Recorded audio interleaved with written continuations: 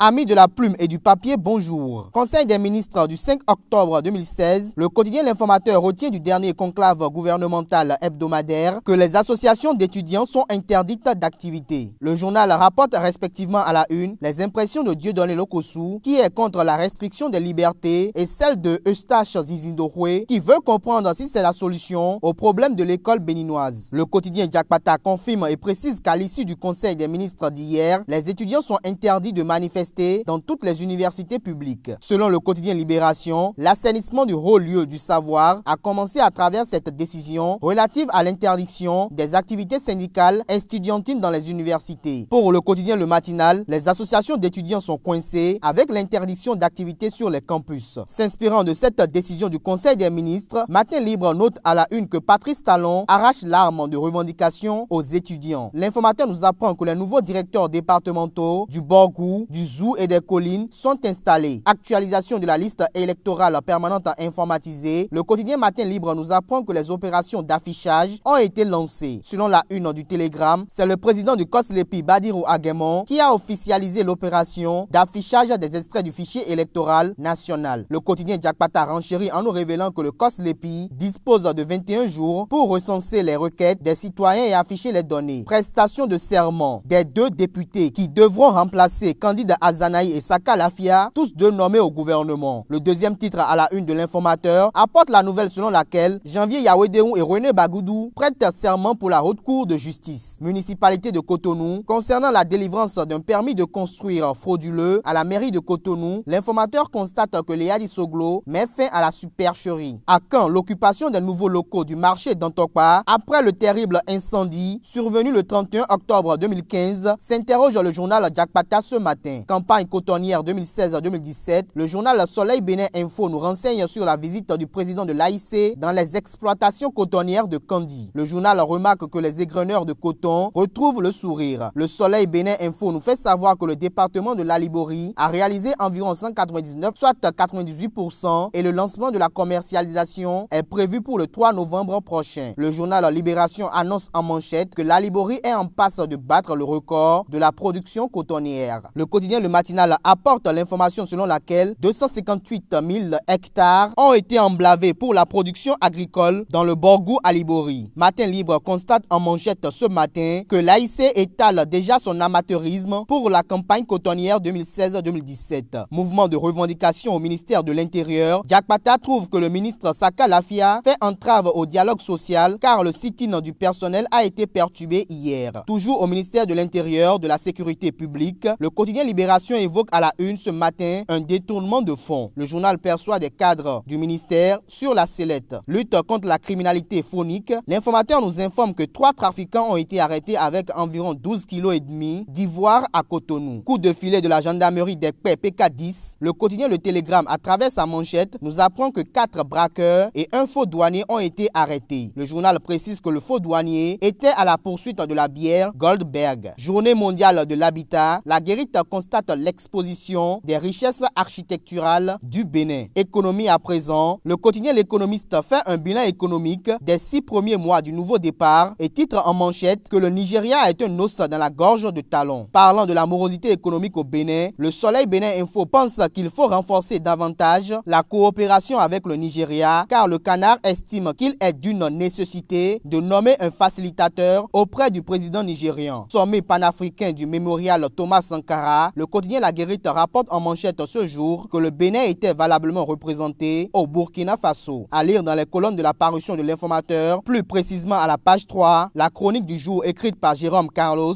intitulée « Ensemble oui, mais 3 points de suspension ».